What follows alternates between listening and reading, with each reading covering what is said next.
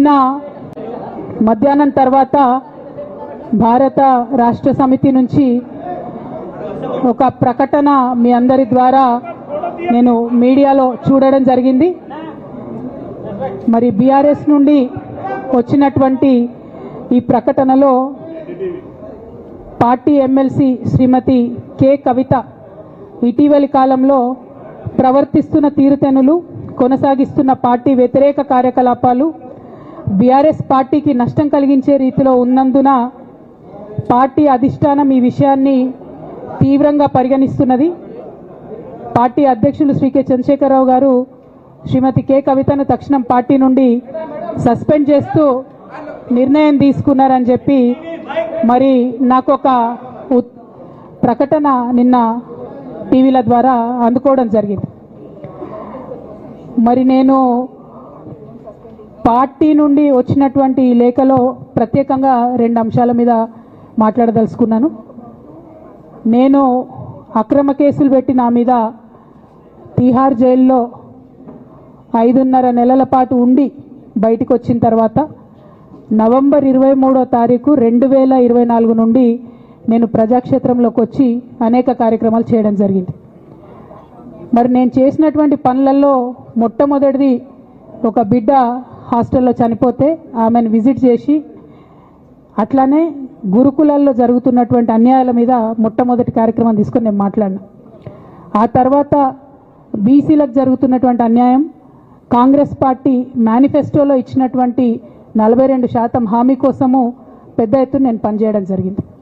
అట్లానే మహిళలకు 2500 ఇవ్వాలని చెప్పి పోస్ట్ కార్డు ఉద్యమాన్ని నేను చేపట్టడం జరిగింది. పెద్దవాళ్లకు పెన్షన్లు పెంచాలని నేను ఉద్యమాలు చేయడం జరిగింది.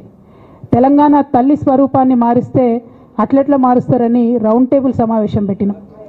బనకచెర్లు అక్కడ కడుతున్నారంటే దాని మీద రౌండ్ టేబుల్ సమావేశం పెట్టినాం.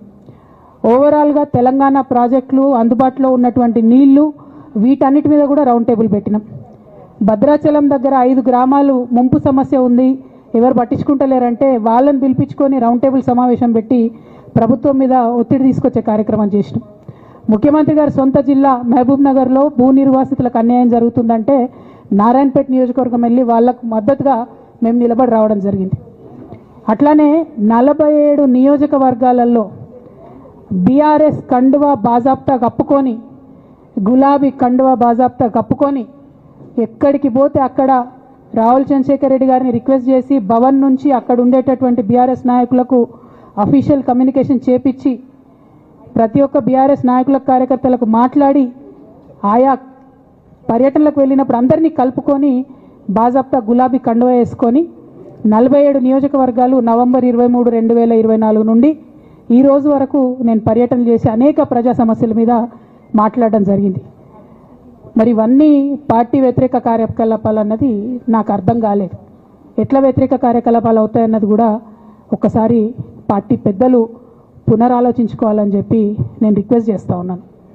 అదేవిధంగా మరి బీసీల కోసం నేను పోరాటం చేస్తుంటే అట్లెట్లా మాట్లాడుతుంది, ఇట్లెట్లా మాట్లాడుతుంది, పార్టీకి వ్యతిరేకంగా మాట్లాడుతుంది. అరే, నేను కాంగ్రెస్ పెద్దల మీద ఒత్తిడి తీసుకొస్తుంటే బీసీలకు 42% అమలు చేయాలంటే ఏది పడితే అది చిల్వల్ పల్వల్గా నా మీద రాపించడం, ప్రచారం చేయడం, చాలా దారుణమైనటువంటి పనులు పార్టీలో ఉన్నటువంటి కొందరు పని కట్టుకొని, కత్తి కట్టుకొని నా మీద చేయడం జరిగింది. అట్లానే నేను ఒక మాట ఏమన్నా, సామాజిక తెలంగాణ సాధన కోసం నేను కట్టుబడి ఉన్నా అన్న. మళ్ళీ తప్పేముంది?